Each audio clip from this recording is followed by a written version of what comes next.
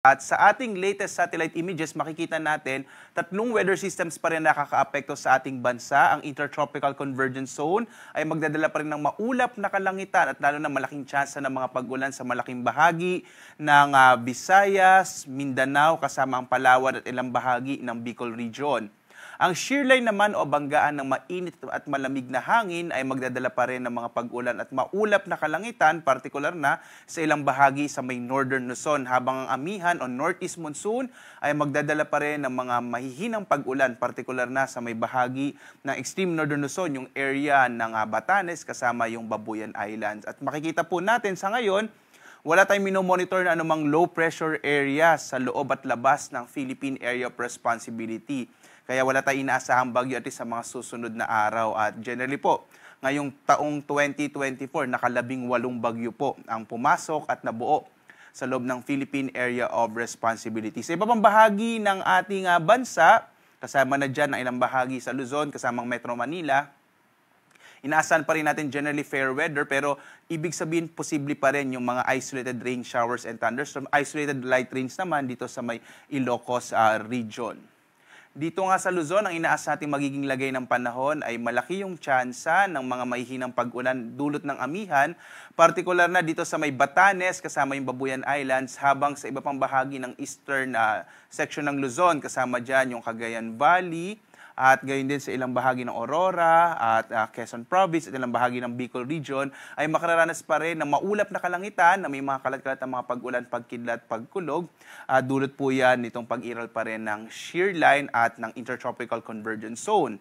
Sa nalabing bahagi naman ng Luzon, lalong-lalo na sa may western section ng Luzon, inaasahan natin mga isolated light rains sa Ilocos Region at ang bahagi ng Central Luzon, habang sa Kamaynilaan nga, posible pa rin yung mga isolated o pulo-pulong mga pag-ulan, pagkidat, pagkulog at sa iba pang bahagi ng Southern Luzon ngayong huling araw sa taong 2024.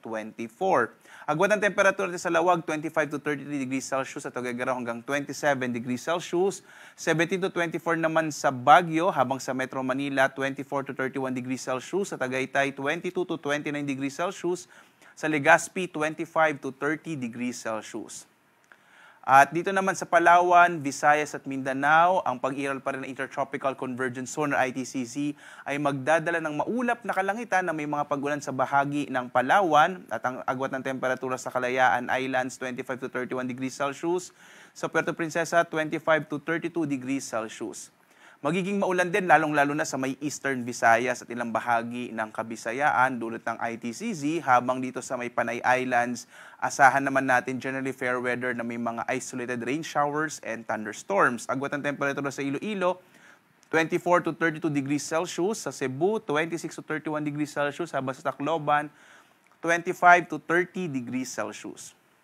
At sa pag-iral pa rin ng ITCZ, malaking bahagi ng Mindanao ay magkakaroon ng maulap na kalangitan na may mga kalat-kalat na mga pag-ulan, pagkilat, pagkulog, lalong-lalo na yung eastern section ng Mindanao, yung Caraga at Davao Region. Agwat ng temperatura sa Zamboanga, 24 to 32 degrees Celsius, habang sa Cagayan de Oro, 25 to 30 degrees Celsius, at Davao naman 24 to 32 degrees Celsius. Samantala, wala na po tayong nakataas sa gale warning sa anumang bahagi ng ating bansa, bagamat nagpapaalala pa rin ng pag-asa, lalong-lalo na sa may silangang bahagi ng Luzon. Medyo malakas pa rin yung amihan, posibleng katamtaman hanggang sa kumis ay maalong karagatan ang mararanasan sa may mga hilagang baybayin ng ating bansa. So iba yung pag-iingat pa rin po, lalo na kapag meron tayong mga thunderstorms na kung minsan ay nagpapalakas ng alon ng karagatan. Bukas naman, unang araw sa taong 2024, posibleng makaranas ng katamtaman hanggang sa mga malalakas na mga pag-ulan yung eastern section ng Visayas at ilang bahagi ng Bicol Region. Ito ay dulot ng ITCZ o Intertropical Convergence Zone. Kaya iba yung pag-iingat po sa mga posibilidad ng mga biglang pagbaha at pagguho ng lupa. At sa January 2, araw ng Huwebes naman, posibleng umiral yung shear line na magdadala ng mga pag-ulan dito sa may eastern section ng Luzon. So iba yung pag-iingat din po dahil posible rin yung mga pagbaha, mga flash floods and landslide. Inaasahan din natin towards the weekend sa pag-iral ng shear line, malaking bahagi ng Luzon, kasama na dyan yung Metro Manila, ay posibleng maging maulap yung kalangitan na may mga kalat-kalat na mga pag-ulan, pagkidlat, pagkulog.